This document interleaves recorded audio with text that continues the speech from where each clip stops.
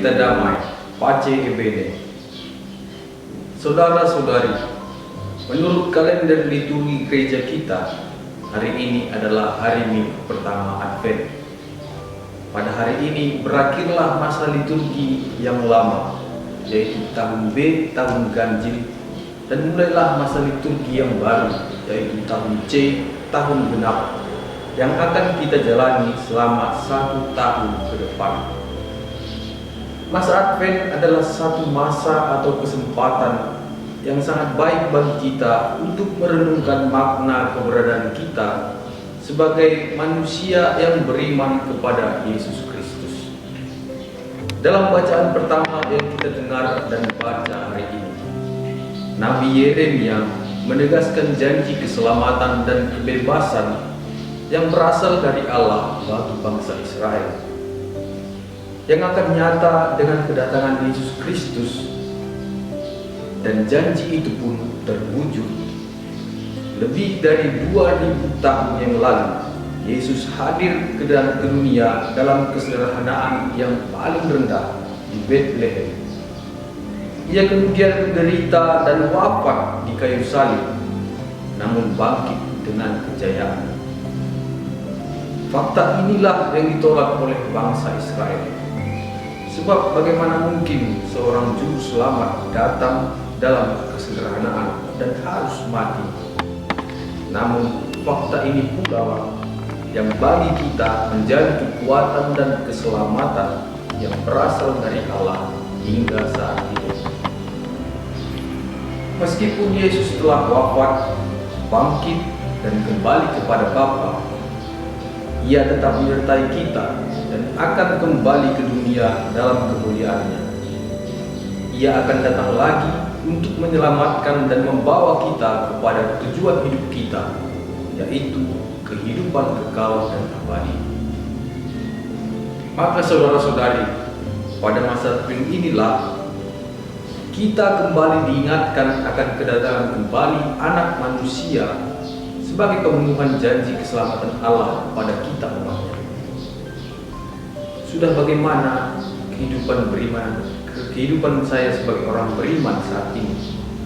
Apakah selama ini iman saya nampak dalam setiap perbuatan dan perkataan saya?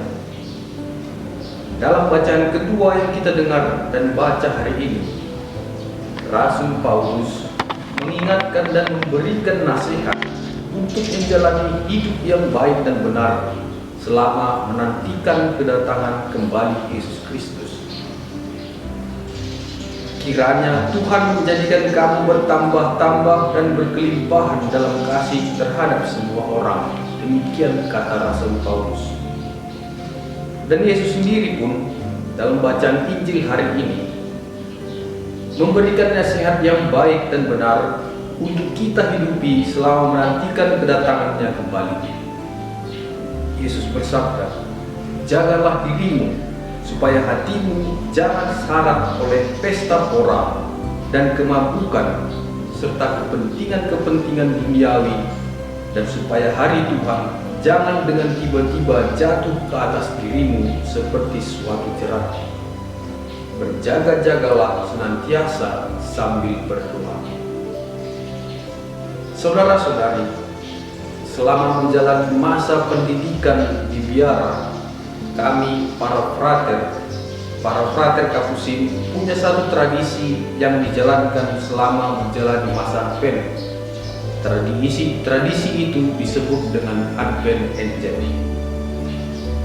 Dalam tradisi tersebut, semua frater akan menjadi seorang angel atau malaikat bagi satu orang saudara lain yang dipilih secara acak.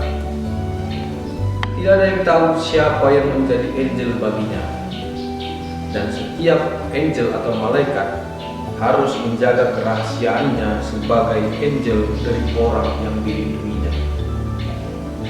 Selama beberapa tahun menjalani tradisi ini, saya sendiri pernah merasakan kebaikan yang begitu nyata dari angel saya. Dia pernah membersihkan kamar saya tanpa sepengetahuan saya, dan setiap pagi di hari Minggu, saya pasti sudah menemukan kartu ucapan yang berisi motivasi yang diselipkan dari sela-sela pintu kamar saya.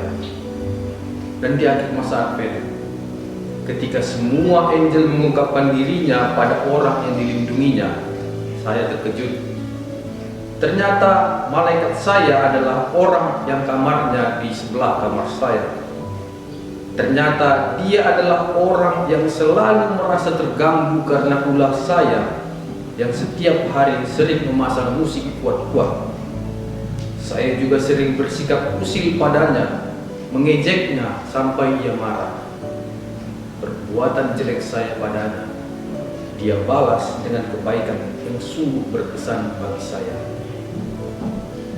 Saudara-saudari, kadang kita tidak tahu bahwa ada banyak orang yang ternyata memperhatikan dan berbuat baik terhadap kita dengan caranya masing-masing.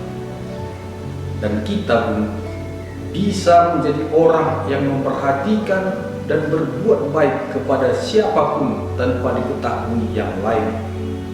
Entah itu di keluarga kita masing-masing, dengan tetangga kita, dengan semua anggota lingkungan kita. Semua itu bisa kita lakukan jika kasih sungguh ada di dalam hati kita masing-masing.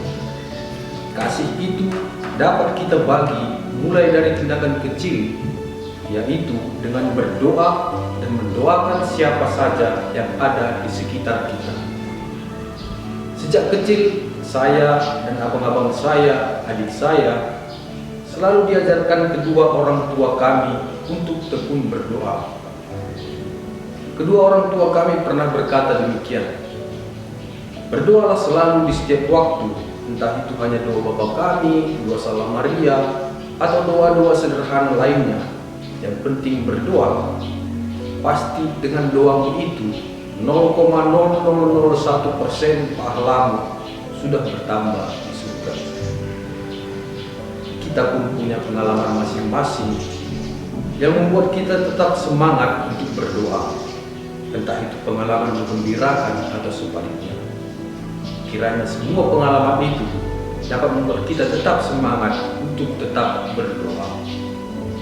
Saudara-saudari, dari kenyataan yang bisa kita lihat sampai saat ini, pandemi COVID-19 nampaknya masih menjadi kekhawatiran bagi kita.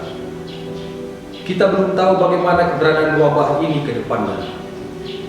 Dengan segala usaha yang sudah dibuat bersama maupun pribadi, kita berharap agar kiranya wabah ini segera bisa diatasi demi kebaikan hidup bersama.